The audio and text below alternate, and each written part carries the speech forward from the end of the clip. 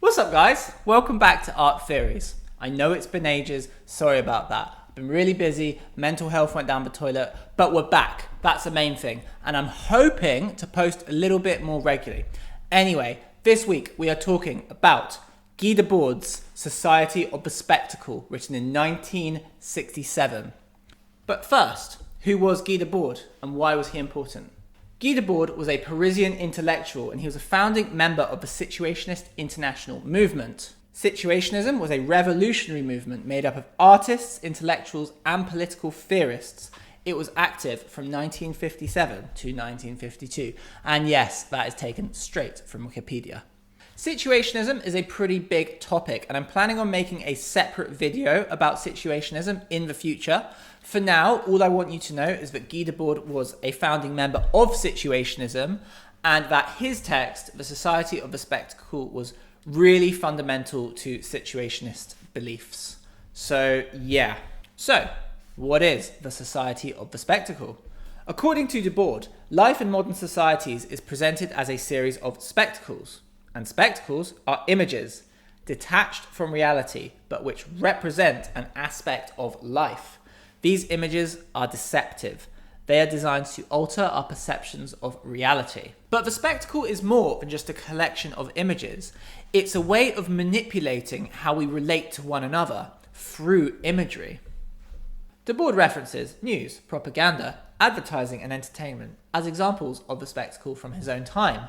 Remember, this was written in 1967, so social media did not exist. I've got a quote from Mr. Debord here. It's, "The spectacle serves as a total justification for the conditions and goals of the existing system. This realm of images, which is the spectacle, encourages us on a subconscious level to passively accept the world as it is, rather than attempting to change it." And Debord claims that within the Society of the Spectacle, a product's real function is not its actual use, but how it makes us appear. So instead of finding and buying a good product and finding its use fulfilling, we find fulfillment in being associated with certain products. People don't buy sports cars because they need to get to work quicker.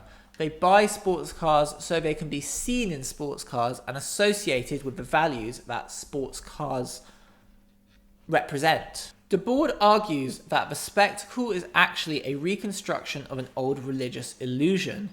In the olden times, the ruling classes would manipulate the masses by promising them paradise in the next life.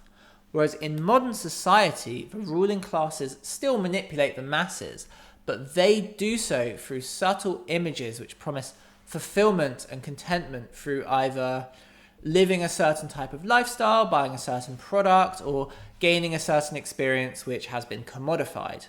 So I think that's a pretty good argument. I can relate to that. I feel like sometimes I fall under the trick of thinking that I need a certain purchasable object in order to be happy. And I'm even aware that I do that, but then I can't actually stop myself doing it. So I imagine other people do that as well. Don't know? Yeah. Debord points out that the Society of the Spectacle ultimately produces alienation on a mass scale. This is because the more people identify with the dominant images of need, the less they understand their own life or desires. The more people search for fulfillment in experiences and objects which are commodities, the less content people will become. Hence, the Society of the Spectacle that's a hard thing to say. Hence, the Society of the Spectacle results in loads of alienated people who aren't happy. The Society of the Spectacle is illustrated wonderfully in John Carpenter's 1988 film They Live. In this film, the main character finds a pair of sunglasses, and when he puts these sunglasses on, he's able to see the hidden messages which are behind all these dominant pieces of advertising or entertainment. It's a really great film and it represents the Society of the Spectacle. God, I can't say that. It's a really good film and it represents the Society of the Spectacle really well. But you should also watch it because it's just an awesome movie. I personally resonated with this essay because I've always held a deep suspicion of advertising. even as a child, I did this thing where when the adverts came on, if I was watching telly, I would turn the volume down because I had this feeling that they were controlling my mind even if I didn't want them to. And for some reason, turning the volume down meant that the message couldn't get into my brain. So I used to do that. And so reading this essay, in a way, kind of validated that suspicion, which I've always held. And I also think that social media has massively extended the power of the spectacle. I can't even begin to imagine how much Instagram and YouTube have distorted my mind and my perception of reality. Instagram in particular can leave me feeling very insecure or anxious. And I've got a feeling that's a deliberate effect which Instagram does to its viewers in order to make them more insecure and more willing to buy products which in some way we think will fix these problems. Again, I'm a bit of a conspiracy theorist, so I would think that, but I don't know, it is my opinion. So for this reason, I found learning about the Society of the Spectacle to be quite empowering. It put a name to something I've always suspected, but never really understood fully.